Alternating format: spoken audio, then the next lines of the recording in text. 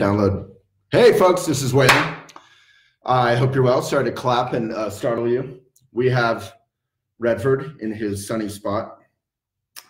And I am here, I'm doing like 3 days. It's like the writer's version of the Christmas song with the partridge in the pear tree. I'm doing 3 days of videos about Elephant Academy. So I think Saturday, which is tomorrow at midnight, the $75 discount expires. So today I'm talking about something that all of you can hopefully benefit from a Buddhist point of view, how to express yourself if you don't have the confidence to express yourself, how to express yourself if you feel vulnerable and confused and afraid of expressing yourself. This is something we all go through, even Redford, probably. And for those of you on Facebook, I'll show you Redford. He's in the sunny spot, so you can't really see him. So what we teach in Elephant Academy is how to find your voice. Now that sounds like BS marketing copy, but I wrote it, so hopefully it's not BS. How to find your voice is something that isn't just about writing. It's about your entire life. So how do you express yourself when you're confused, when you're afraid of expressing yourself, when you're vulnerable? This is something we all go through. So number one, there's no problem with being vulnerable, with being confused, with being afraid. The only thing we have to fear is fear itself. So we all go through fear. That's just a human thing. It might kind of suck, but you know what sucks more is running away from the fear, suppressing the fear down here. From a writing point of view, you write about the problem. You write genuinely. You write your mind, as Trungpa Rinpoche would say.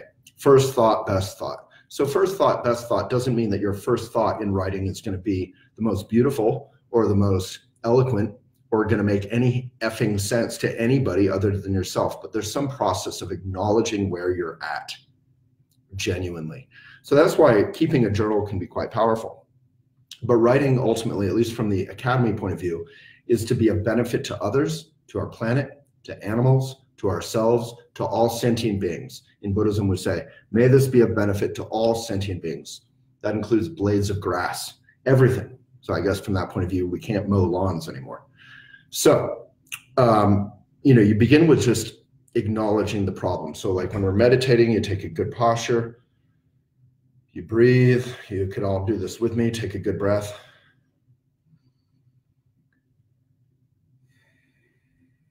And then thoughts will arise. The thought might be, I would like to go to St. Julian Hotel where they're having the every Friday vegan brunch. That was the thought that arose.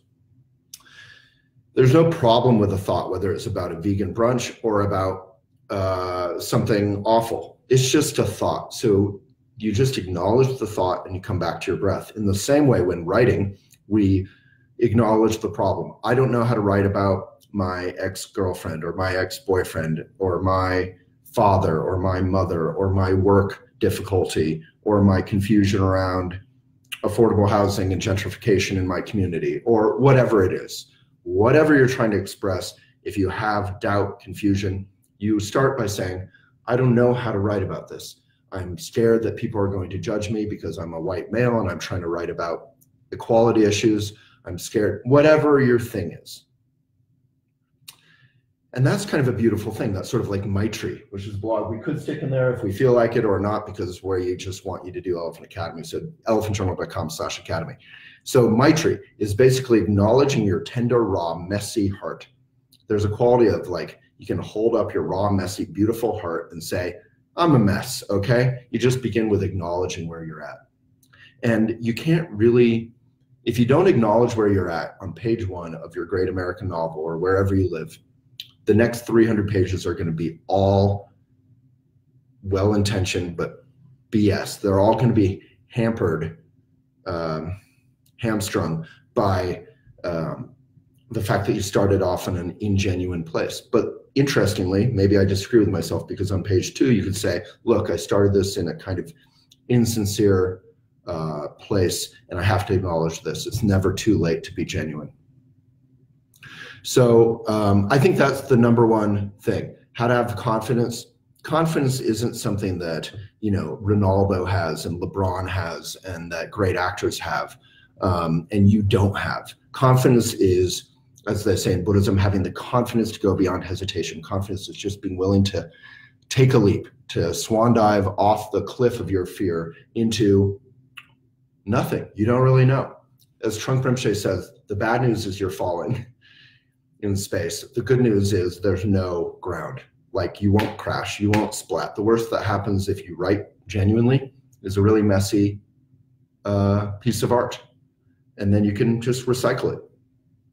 Who cares? Just let go and do it again. So there's a quality of practice, just like with meditation. Vanessa behind me here, who's in charge of talk show videos, everything's backward. I can't point at her. Why can't my mind figure that out? She was saying, I was saying, I don't really have a problem with fear and vulnerability because in terms of writing, I do in life, obviously, in terms of writing, because I write all the time. So I'm just kind of relaxed. I'm just like someone who has practiced all the time. I'm doing a violin, I guess. And I'm just, you know, really relaxed about it. And she made a great point of like, well, is there something you're not good at writing about or not comfortable writing about? And I said, yeah, I have this relationship in my past. And because I'm a white man, it's really hard to talk about being in a situation where I feel sort of like the victim, because number one, no one cares about a white man who is a victim. So, you know, that was really helpful and humbled me and reminded me, look, I don't have confidence in that situation, how to write about it, how to write through fear and vulnerability. So you begin by acknowledging the problem, and then you just have an unconditional confidence. That is, are you speaking the truth, not my truth? I think the whole my truth thing is a little bit of a sick expression. My truth, your truth. There's some great quotes about that. I think one of them is by the sci-fi writer, I can't remember his name, but it's basically like, you're not entitled to your own truth. There is the truth. You are entitled to your own experience. And if that's what you mean by your truth, that's great. But I don't get to say climate change doesn't exist just because I feel like I hate libtards, right? I don't get to say that, you know, someone's experience of sexual assault isn't important just because I don't care. I do get to say, well, I don't know whether it's true or not until we have facts and we look at that. So facts are important. Okay, I don't even know where I'm at this point. Do we have any comments or questions? We do. All right, hit me. Instagram. Gently. Okay. Do you want to read them? Say on 5378. What fears did you have when you started writing? What fears did I have when I started writing? Well, I tried to write in the 90s. I was trying to write a novel and I wrote it 8,000 times. And my main hesitation around it is there was really good parts and then there was awful parts. And I didn't know how to edit it. I didn't know where it was going. It was this big project. And I talked about this in the video yesterday. Get rid of your big dream, big project, and just be in the present moment. You might dream of writing this great big thing, but just let go of that stuff because it's sort of built on fantasy, and just come down to what do you want to communicate right now? And then if you do that again and again every day, it's sort of more humble. It's more like being a farmer. Then you will have this big, beautiful crop that you can call a novel or a book if you wish. So the other thing that has really helped me is when I wrote my book, Things I Would Like to Do With You, I serialized it as a blog on Elephant, so I got thousands and thousands and thousands of readers. I had 100,000 fans on Facebook before I even published it. So the point being, I got a lot of generous feedback from you guys saying, good, bad, I get this, I hate this, blah, blah, blah. So it really helped me feel like I understood which, you know, writing a novel, writing a book, writing a long piece is sort of like, it feels to me like walking down a hallway with your eyes closed and you're kind of feeling your way forward. It's very hard. When you get comments from people, that helps. It helps guide you forward. Okay, so the other question is, how did we get to write authentically without it being labeled emotionalism from the underdressing table? Who asked that? The underdressing table. Really? That sounds like an academy person's question, because we actually teach about the emotionalism. So there's a middle way. The Buddha talked, great question, by the way. Buddha talks about the middle way. So we want to be cathartic. We want to write something genuine, and you feel that catharsis when you're sharing your experience that you didn't know how to share, and then people connect with that. That's a beautiful feeling. That is processing. That is helping others all at the same time. But if you veer into my emotions are important and you should like them and I want more followers, and it becomes sort of mixed up with weird ambition, like look how special I am because of my experience, and you don't have that specialness, that becomes what I call emotionalism. So don't drown in emotionalism, but share your emotions, share your experience in a genuine, naked way. Don't put clothes on the naked experience and say, look how fancy and wonderful this is. My experience of this awful thing is wearing a tuxedo and it's better than your experience. Just share it nakedly. And on the other hand, the other extreme, don't suppress your emotions or your experiences. They are, I don't want to say important because that's a little self-serious, but they are beautiful and you can share them. They are, don't get too self-important about them and don't suppress them. Does that help with the question? I like that. Did that address the question though? How to, without being labeled emotionalism. Yeah, emotionalism doesn't help you and it doesn't help others, you know. Was there more stuff? So basically, I'll just conclude by saying, is it better to write in first person or third person voice from Lisa on Facebook? What's more authentic? I mean, it really depends what kind of book you're writing. Sometimes the third person really helps you get a little distance and perspective so you can be more genuine. Oftentimes the first person, like with Huck Finn or whatever, is this beautiful, just genuine voice. So it depends if you're writing fiction or not, or what your obstacle is. You know, third person famously was sort of first and third. I forget what it's called when you combine first and third, but first and third was used in Great Gatsby and in many, many stories where there's a narrator who's part of the action. So they're first person, but they're writing about the subject in a third person. So I don't think it really matters, but if you're writing your own experience, generally I would start with first person. And if you feel like you just can't have any perspective on your own experience, sure, try third. But you know, you have to acknowledge if it's a novel, be very clear about whether you're fictionalizing anything or not. Just be very clear about that.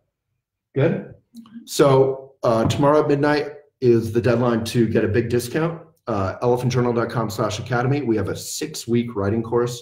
It's around 10 to 15 hours a week, depending on how much you want to put into it. If you want to put everything you have into it, it could be as much as 20 hours. You have VIP mentors, you have editors, you have myself, you have tons of online materials, quizzes, and best of all, you have this amazing international community. So jump in and join Elephant and find your voice and learn. Also, part of what we teach is how do you make a living as a writer?